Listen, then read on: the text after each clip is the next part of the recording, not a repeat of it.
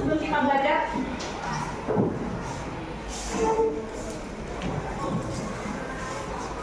Sebelum kita mulai, mari kita bersatu dalam doa. Tuhan, hari ini menyiapkan melakukan kegiatan belajar. Kiranya Engkau menyertai kami dalam kegiatan belajar. Haleluya.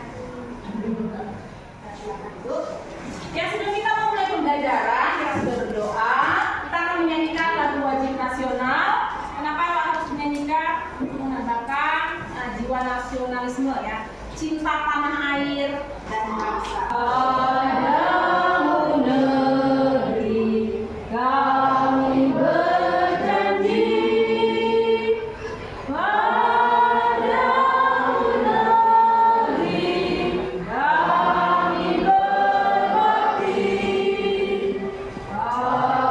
padamu negeri kami mengabdi. Negeriku negeri jiwa kami. Silakan duduk. Ya, hari ini ada yang masuk? Oke, ada semua. Kamu semangat ya kalau sekolah ya.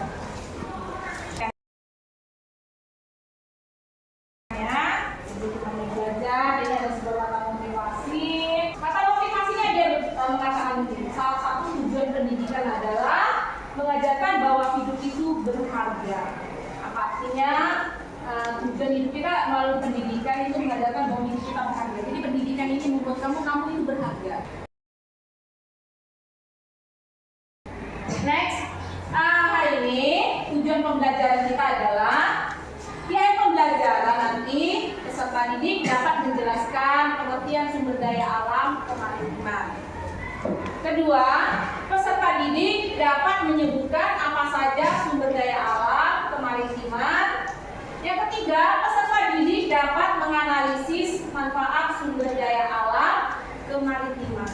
Dari tujuan pembelajaran ini, kita dapat tahu bahwa materi pembelajaran kita adalah tentang sumber daya alam kemaritiman atau potensi kemaritiman.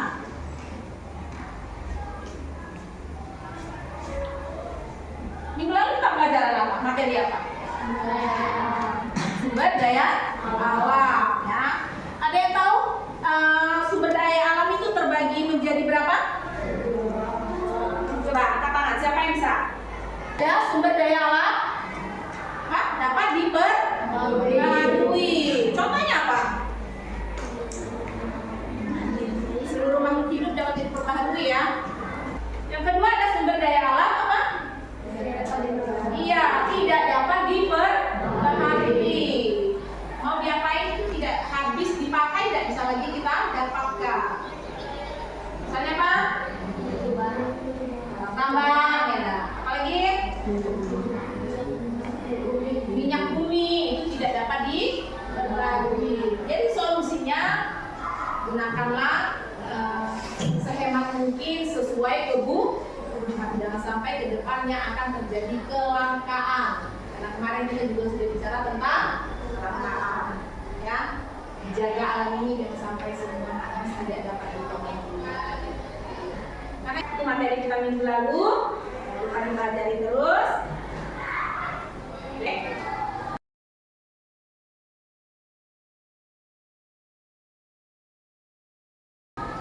Asesmen, tahu asesmen nggak? Selama ini mungkin kata asesmen lebih sering dipakai penilaian ya. Penilaian pembelajaran atau asesmen apa saja yang ibu lakukan? Yang pertama ada asesmen biokognitif kognitif. Jadi ini adalah penalarannya dan non kognitif. Ini sebelum pembelajaran. Tadi kamu saya tanya nih, apa materi kemarin? Sumber daya alam. Sumber daya alam terbagi dari berapa? Terbagi dua. Ini adalah diagnostik kognitif, kemampuanmu menjawab pertanyaan-pertanyaan dasar ya. Nah, bentuknya pertanyaan memang formatif. Dia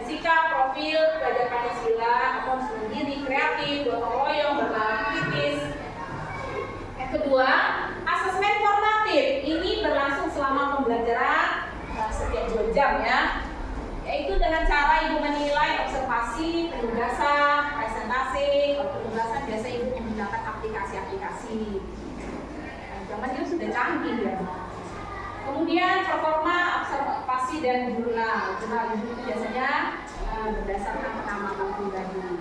Terus kita ada asesmen sumatif, biasanya kita lakukan di akhir pembelajaran, di akhir bab ya, ulangan harian, ulangan setengah semester, atau ulangan UAS akhir semester. Biasanya bentuknya esai atau pemilihan ganda. Tapi di hari ini asesmen sumatifnya tidak kita lakukan. Oke, kita mulai pembelajaran hari ini tentang apa? Potensi kemaritiman Indonesia. Apa yang kamu saksikan di depan nih? Hah? Ada apa? Ada ikan. Oke, ada apa lagi? Terumbu karang. Apa lagi? Itu apa nih terumbu karang sebenarnya? Ada yang tahu terumbu karang itu apa sih gitu ya? Ada yang tahu? Ya, silakan. Buat oksigen di laut itu Menghasilkan oksigen di laut. Ya, ada yang lain? Itu apa lagi selain untuk penyedia oksigen bagi ikan? Sebagai rumah bagi ikan. Kalau ada ikan hiu dia mau sembunyi di mana? Kejar-kejaran gitu ya dah. Kau udah dapat kejar aku gitu. Dari mana dia bilang itu? Bukan hanya kamu yang punya rumah. Ikan juga punya rumah untuk tetap dia aman dalam lingkungan predator-predator besar. Ada yang mau tanyakan? Kita melakukan diskusi. Kamu pahami dulu materi ini. Ini adalah sumber daya alam kemaritiman Indonesia.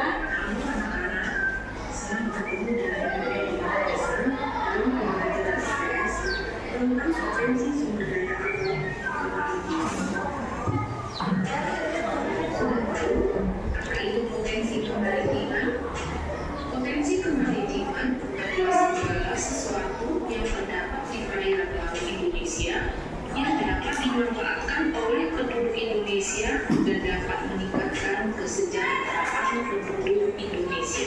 Nah, apa saja potensi kemaritiman di Indonesia? Ada perikanan, hutan mangrove, wisata bahari, transportasi laut, garam, terumbu karang, potensi perikanan. Sebagai negara maritim, Indonesia memiliki potensi perikanan yang besar. Hasil tangkapan ikan Indonesia merupakan sumber penghidupan bagi banyak nelayan. Namun, pengelolaan perikanan yang berkelanjutan sangat penting untuk menjaga kelangsungan ikan dan pelestarian sumber daya laut. Hutan mangrove berfungsi sebagai penghalau alami terhadap badai dan banjir, melindungi garis pantai dari erosi, dan membantu mengurangi dampak bencana alam. Wisata bahari. Pariwisata bahari menjadi salah satu sektor yang berkembang pesat di Indonesia. Keindahan pulau-pulau pantai dan keanekaragaman bawah laut menarik wisatawan lokal maupun mancanegara. Potensi pariwisata bahari perlu dikembangkan dengan memperhatikan aspek berkelanjutan. Bagaimana dengan potensi sumber daya alam kemaritiman di daerah kalian? Sebutkan satu persatu ya, jangan lupa dicatat di buku kalian. Dan terima kasih. Ya. Apa saja potensi kemaritiman yang ada di tempat tinggal kita? Kita membentuk kelompok. Silakan bagi kelompoknya medan yang dirapatkan seperti yang sudah dibuat sebelumnya. Bentuk saja medannya disampaikan.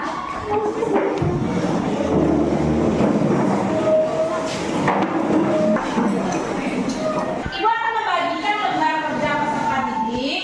Di dalam lembar kerja peserta didik ini ada penilaian diskusi. Kamu akan berdiskusi. Kamu sudah buka baca nih di lembar peserta didik di sini. Ada keterangan seperti apa menilainya. Jadi setiap pertanyaanmu ada poin yang akan diberikan. Itu penilaian di dalam diskusi. Hari ini kita akan berdiskusi pembelajaran kita hari ini adalah tentang problem based learning, tentang mengangkat masalah-masalah dalam lingkungan kehidupan kita sehari-hari. Silakan diisi pertanyaan yang terdapat di lembar kerja itu ya.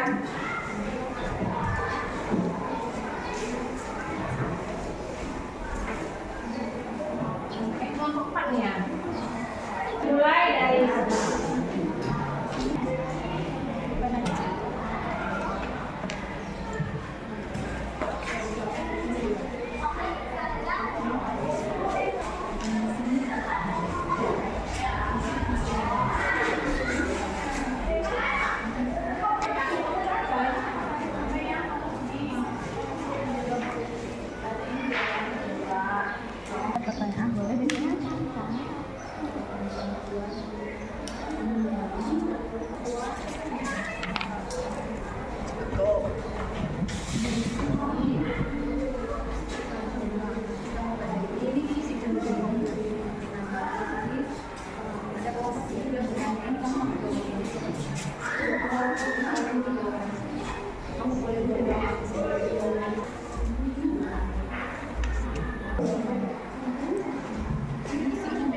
menurut kamu yang siap itu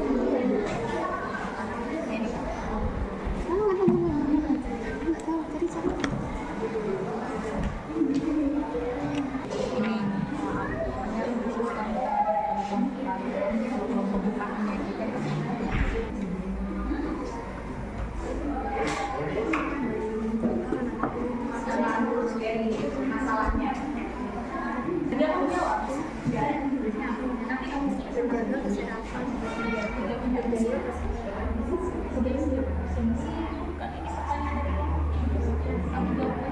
Oh, ini juga masih salah. Oh, gitu. Ya, waktu tinggal 3 menit.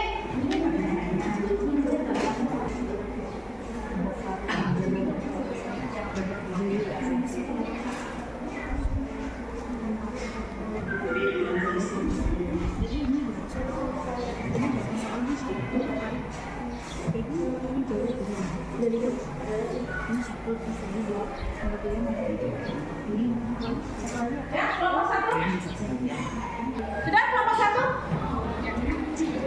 Kelompok 2 sudah? Kelompok 3? Sudah? Oke, kelompok 4? Oke, diskusi kita mulai ya. Ya, terima kasih Bu sebagai moderator sudah berdiskusi ya. Nah, kita akan mempresentasikan hasil diskusi di hari ini. Kita akan mulai dari kelompok 1. Silakan untuk menyajikan materi dan solusi-solusi setiap materi untuk materi yang akan disampaikan. Silakan. Nyanyi suaranya. Dengarkan yang lain. Selamat siang Ibu Mary dan teman-teman. Kami dari kelompok 1 akan mempresentasikan hasil diskusi kami. Pembahasan materi kami adalah tentang potensi kemaritiman Indonesia adalah potensi garam. Berdasarkan data Badan Pusat Statistik atau BPS, volume impor garam Indonesia mencapai 2,83 juta ton dengan nilai 107,5 juta sepanjang 2021 atau sekitar 1,5 triliun atau asumsi kurs tanggal 31 Desember ton per tahun. Tingginya impor garam Indonesia ini disebabkan karena beberapa hal, yakni garam produksi rakyat belum bisa untuk memenuhi spesifikasi kebutuhan garam industri. Kedua, luas lahan produksi garam masih terbatas karena tidak semua wilayah Indonesia sesuai untuk produksi garam. Meskipun terletak di garis khatulistiwa wilayah Indonesia, sering diwarnai oleh awan atau mendung. Pertanyaannya adalah upaya apa yang dilakukan untuk meningkatkan produksi garam? Jangan sampai Indonesia impor garam atau membeli garam dari luar negeri. Satu, memproduksi garam menggunakan teknologi dalam proses produksi garam, tidak lagi dengan cara konvensional seperti dijemur matahari untuk mengatasi awan mendung atau hujan. Yang kedua, perkembangan teknologi. 3, peningkatan kualitas tanah. 4, peningkatan varietas tanaman. 4, meningkatkan kapasitas petani. 5, pengembangan infrastruktur. Jika ada teman-teman yang ingin bertanya atau menanggapi kami, persilakan. Sekian dan terima kasih. Iya, tepuk tangan dulu. Oke. Kelompok 1 ini menyajikan tentang kondisi garam Indonesia yang selalu impor ya. Impor yang artinya tadi apa? Membeli garam dari luar negeri ya. Julia, membeli garam dari luar negeri. Ini permasalahannya kita nih beli garam dari luar negeri terus. Kita selalu impor, padahal Indonesia memiliki laut yang luas yang penghasil garam. Lalu apa upaya mengatasinya? Bertanya ya, silakan.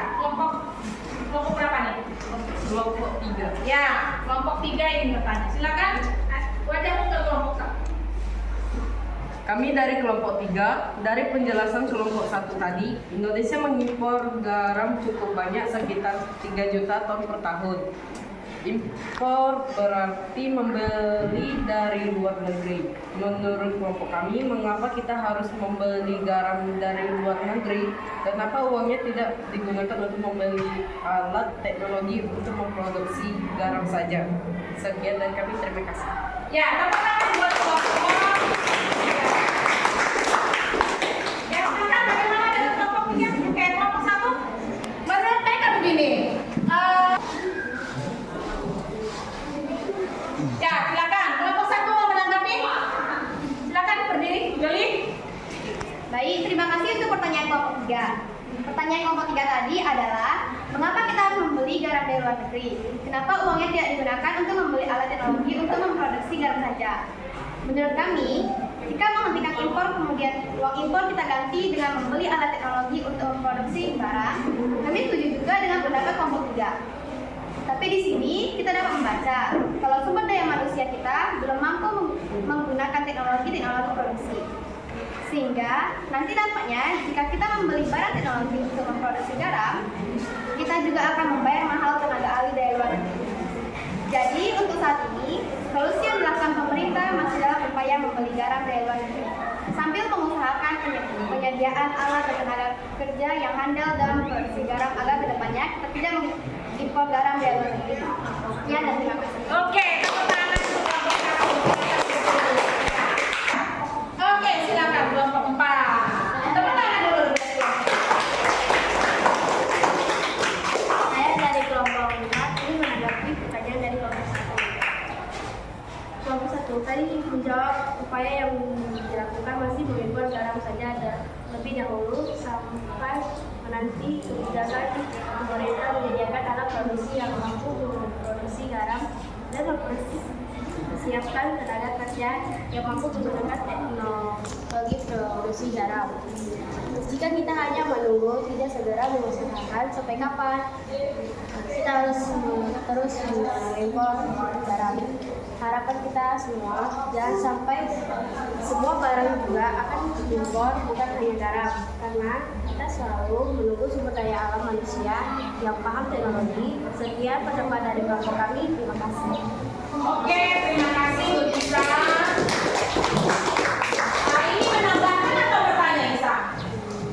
Harapannya ke depan pemerintah tolonglah tidak terlalu sering mengimpor. Itu hanya menambahkan saja. Mungkin ada kelompok lain yang mau menambahkan lagi tentang garam ini? Ya. Kalau pertanyaan dari Ibu ya, pertanyaan ini saja ya, pertanyaan memecah suasana ya. Kenapa garam Indonesia asin? Hah? Kenapa? Karena dibuat secara manual pakai keringat bercampur dengan garam gitu ya. Keringat kan asin, jadi asin ya. Coba dibuat pakai teknologi, garamnya nggak asin. Asinnya dikit. Ini hanya bercanda saya. Karena tadi dibilang kelompok 1 apa? Masih konvensional ya enggak? Masih secara manual dijemur, bikin garam masih pakai buka baju ya enggak? Baju dibuka, digesek-gesek gitu. Jadi keringatnya kena garam, itu asin jadinya garam Indonesia. Oke, kelompok satu ada masih yang lain mau bertanya? Kelompok satu tentang potensi garam Indonesia. Oke, tepuk tangan dulu buat kelompok satu. Tidak ada lagi. Lanjut, kelompok dua. Silakan mempresentasikan materi ini. Selamat siang Bu Mary dan teman-teman. Ya. Kami dari kelompok 2 akan mempresentasikan hasil diskusi kami. Pembahasan kami tentang potensi kemaritiman adalah potensi perikanan. Indonesia memiliki laut yang luas, tapi jumlah ikan tidak sebanding dengan luas lautnya Indonesia. Potensi sumber daya ikan atau SDI mencapai 12,1 juta ton per tahun yang berada di 11 wilayah pengelolaan perikanan atau WPP. Dari potensi tersebut, jumlah tangkapan ikan yang diperolehkan sebanyak 8,64 juta ton per tahun. Penyebab kurangnya hasil perikanan di Indonesia adalah penggunaan kupat harimau yang dapat merusak tempat hidup ikan dan pengambilan ikan secara berlebihan, menyebabkan hasil tangkapan nelayan menjadi kurang. Hasil tangkapan ikan masih dijual di pasar dengan harga yang murah. Sisa ikan menjadi busuk sehingga nelayan mengalami kerugian ikan. Apalagi harga yang sulit dicari dan kalau ada pun solar akan sangat mahal. Upaya yang seharusnya dilakukan agar potensi perikanan dapat dikelola dengan baik yaitu memasukkan ikan ke kulkas agar ikan dapat bertahan lama. Kedua, ikan hasil tangkapan dapat dibuat menjadi ikan asin atau olahan lain seperti bakso ikan, sehingga tidak merugikan nelayan. Sekian presentasi dari kelompok kami. Jika ada teman-teman yang ingin bertanya atau menanggapi, silakan. Terima kasih. Ya, tepuk tangan ke kelompok. Oke. Pembahasan kelompok 2 menyatakan mereka membahas tentang potensi ikan Indonesia ya, perikanan Indonesia. Ikan Indonesia, laut Indonesia sangat luas gitu. Tapi hasil tangkapan ikan tidak memadai karena ada banyaknya fishing ilegal ya, penangkapan ikan secara liar dari negara luar. Terus ada lagi pemakaian kupat harimau yang merusak ekosistem laut menurut mereka. Sehingga nelayan ketika ke laut habis di solar nih. Solar habis, ikan tidak sepadan dengan pengeluarannya mereka dapat. Ketika dijual di darat pun hasil tangkapan mereka belum tentu terjual habis. Jangan lalu busuk katanya nih kelompok 2. Lalu solusinya apa? Ada yang mereka berpendapat gini, pakai kulkas lah masukkan gitu ya, atau dibuat olahan lain gitu. Terus yang lain gimana? Silakan. Oke, kelompok 3 silakan. Saya dari kelompok 3 akan bertanya pada kelompok 2. Dari hasil presentasi kelompok 2, tadi kami cukup prihatin dengan kasus kehidupan ekonomi nelayan yang Anda jelaskan. Upaya-upaya yang kelompok 2 sampaikan sudah cukup bagus. Hanya di kondisi nelayan yang serba sulit. Lalu mereka harus mengeluarkan biaya lagi untuk membeli kulkas untuk mengawetkan ikan. Apakah itu tidak tambah membebani hidup para nelayan? Apalagi listrik yang harus mereka bayar. Sekian pertanyaan dari kami. Terima kasih. Iya. Ya, gimana dengan kelompok 2 silakan. Silakan. Baik, terima kasih untuk kelompok 3 atas pertanyaannya. Hasil tangkapan yang tidak memadai ada hasil tapi ikan tidak lagi dijual. Mau kemanakan ikan-ikan yang tidak laku? Masukkan ke kulkas saja. Beli kulkas dari sana. Disinilah dibutuhkan peran pemerintah untuk peduli nasib nelayan, memberi bantuan berupa modal usaha untuk mendukung kegiatan usaha nelayan agar perekonomian nelayan dapat ditingkatkan. Terima kasih. Ya. Kelompok 3 kan bertanya gini, apakah nelayan aja sudah susah lagi dibebani lagi ya kan? Di kulkas lah, bayar listrik lah gitu. Terus apakah justru itu malah mempersulit keadaan nelayan? Lalu kamu jawab gini, disinilah butuh peran pemerintah setempat. Bisa melalui apa saja sebenarnya. Selama ini kan pemerintah mungkin tidak lihat nih keadaan nelayan seperti apa. Itu menurut kelompok 2. Kita perlu prihatin dengan perekonomian nelayan. Solar yang susah dicari dan mahal. Jadi perlu diperhatikan dari pihak pemerintah dulu. Mungkin kelompok lain silakan. Kelompok 3 sekarang yang presentasi, silakan.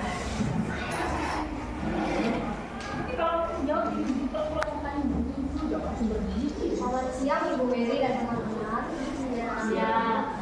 Saya dari kelompok 3 akan mempresentasikan hasil diskusi kami tentang potensi hutan mangrove. Dua fungsi hutan mangrove sebagai potensi sumber daya laut di Indonesia adalah fungsi ekologis dan ekonomis. Fungsi ekologis hutan mangrove adalah sebagai habitat binatang laut, mencari makan dan berkembang biak, atau disebut penjaga ekosistem air. Fungsi ekologis yang lain adalah untuk melindungi pantai dari abrasi air laut.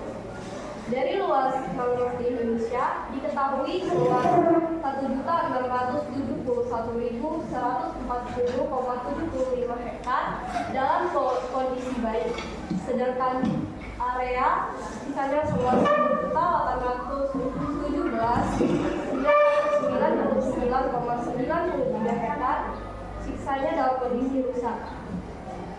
Upaya yang harus dilakukan untuk menjaga potensi hutan mangrove Indonesia adalah tidak merusak hutan mangrove, menanam sebanyak-banyaknya pohon mangrove, menjaga kebersihan air di sekitar kawasan pohon mangrove agar pohon mangrove bisa tetap terjaga kelestariannya. Oke, tepuk tangan buat kelompok. Ya, ini tentang hutan mangrove. Tadi Ibu sudah jelaskan di video. Mau menanggapi ya? Kelompok 4, oke. Siapa yang menanggapi? Silakan kelompok 1. Atau kelompok 2, silakan. Ya, silakan kelompok 2 mau bertanya. Mau bertanya apa menanggapi? Pertanyaan untuk kelompok 3. Kami dari kelompok 2 ingin bertanya kepada kelompok 3, apa kaitan hutan mangrove bagi kelangsungan ekosistem seperti yang kelompok kalian jelaskan tadi? Sekian pertanyaan dari kami. Silakan kelompok 3. Apa kaitannya? Terima kasih untuk pertanyaan kelompok 2. Kami akan menjawab pertanyaan kelompok 2, yaitu apa kaitan hutan mangrove bagi kelangsungan ekosistem seperti yang kelompok kalian jelaskan tadi. Hutan mangrove itu menghasilkan oksigen, yaitu untuk manusia dan hewan bernafas. Ikan di sungai bernafas. Jika hutan mangrove rusak, ikan-ikan akan kekurangan oksigen. Ikan dan udang akan kehilangan tempat berlindung dari mangsa atau predator. Jika ikan mulai berkurang, manusia akan kehilangan kebutuhan akan ikan. Kehilangan kebutuhan ikan berarti kita akan kekurangan protein, kekurangan pendapatan bagi nelayan. Terima kasih. Ya. Gimana dengan kelompok 2? Oke. Ada lagi mungkin mau bertanya? Ayo dong, apa tangan dulu kelompok.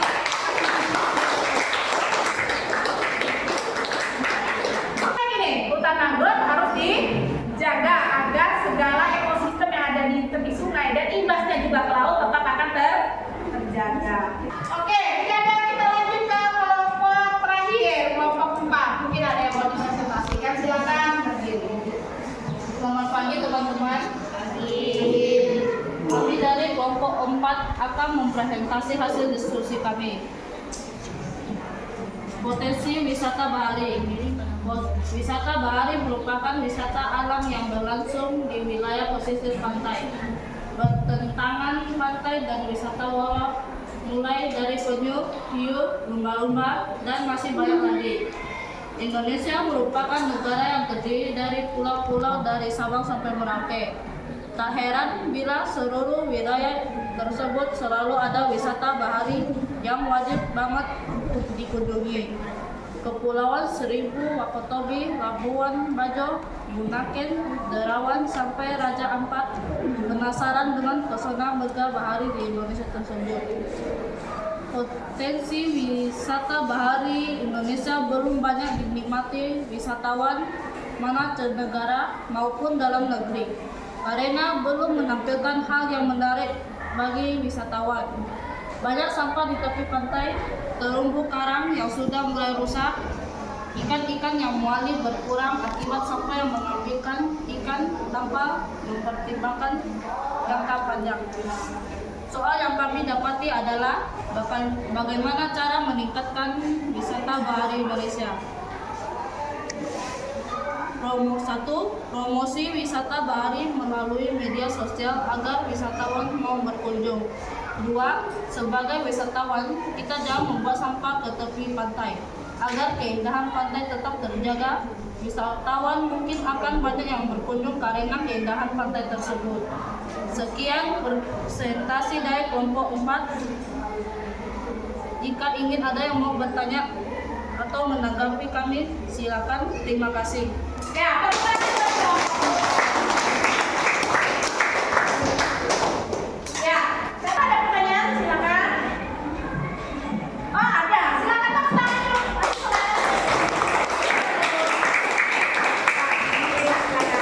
Kami dari kelompok 1 akan menggali pertanyaan untuk kelompok 4. Menurut kelompok kami, solusi promosi wisata bahari melalui media sosial sudah sangat tepat. Tapi apakah sudah sesuai kenyataan atau sesuai ekspektasi? Takutnya ketika pengunjung datang kemudian melihat kenyataan tidak sesuai kenyataan, mereka lalu menyebarkan berita wisata bahari Indonesia yang kotor, gelap, tidak ramah. Melihat sampah dan terumbu karang rusak malah akan mempermalukan bangsa kita sendiri. Demikian pertanyaan dari kelompok kami. Sekian dan terima kasih. Ya, terima kasih. Menurut kelompok 1 gini loh, kelompok 4, kalian mau mempromosikan wisata bahari. Sebenarnya ekspektasi yang kita lihat ternyata tidak sesuai dengan kenyataan. Jadi mereka baik promosi buat memanfaatkan. Oke, silakan. Terima kasih, kami akan menjawab pertanyaan kelompok 1. Apakah promosi wisata bahari sudah sangat tepat?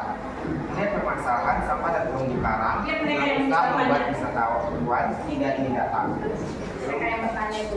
Nah, masa-masa. Sebelum kita mempromosikan wisata bahari kita, terlebih dari kita ikan bahwa wisata bahari indah dan cara bersama-sama masyarakat setempat membersihkan lokasi wisata, menjaga lokasi wisata dari kerusakan, memberi sanksi denda bagi pengunjung maupun masyarakat yang merusak lokasi wisata. Untuk promosi nanti biar wisatawan yang promosi tentang indahnya wisata bahari kita setelah mereka berkunjung dan menikmati wisata bahari kita. Sekian dan terima kasih. Oke, terima kasih. Ya, menurut mereka, solusi mereka tidak hanya ngomong saja. Sebelum mereka promosi, mereka akan membersihkannya bersama masyarakat setempat agar objek wisata itu tetap menjadi objek yang indah dan nyaman, sehingga tidak terjadi hal-hal yang tidak diinginkan. Menurut mereka, sebelum mereka promosi pasti mereka bersihkan dulu, mereka jaga dulu, mereka rawat, baru mereka promosikan. Masih ada pertanyaan? Tidak ada? Tidak ada? Kalau tidak ada, tepuk tangan dulu. Ini.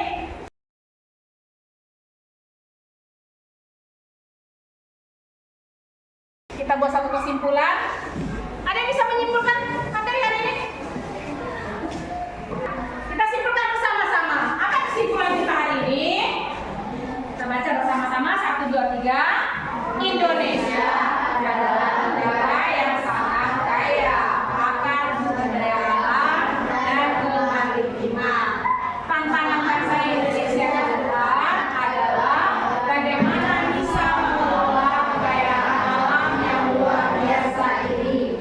Salah satu solusinya adalah dengan menyiapkan sumber daya manusia unggul mulai saat ini dan sampai kekayaan alam yang kita miliki telah menjadi milik negara lain.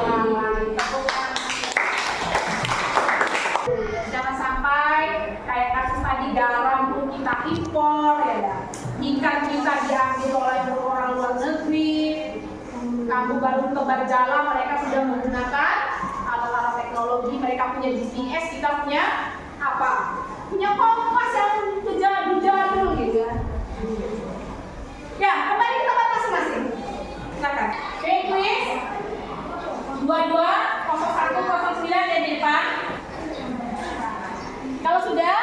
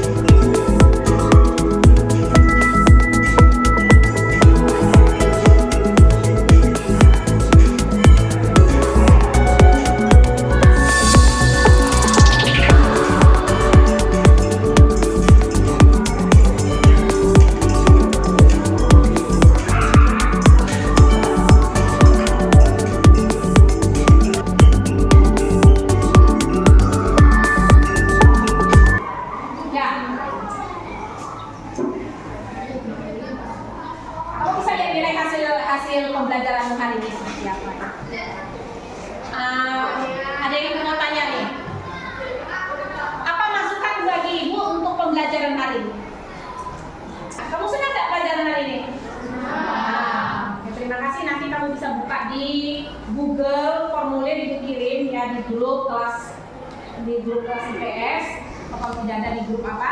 Di situ ada Google Form. Kamu bisa klik seperti apa pembelajaran Ibu hari ini. Di situ ada pertanyaan, apakah kamu senang dalam pembelajaran IPS hari ini? Kamu bisa jawab ya atau tidak ya. Terus, apakah materi hari ini sulit atau tidak? Cara belajarnya kamu boleh tulis sulit, tidak gitu ya. Kamu klik dan kamu isi, kirim di situ atau di submit saja nanti. Paham ya? Tinggal dibuka saja di Google yang ada di grup itu, nanti Ibu kirim sebentar, dan kamu cukup buka saja di linknya dan jawab pertanyaan kuis yang ada di Google itu untuk saya menilai diri saya, dan saya tahu seperti apa cara saya mengajar, dan kamu senang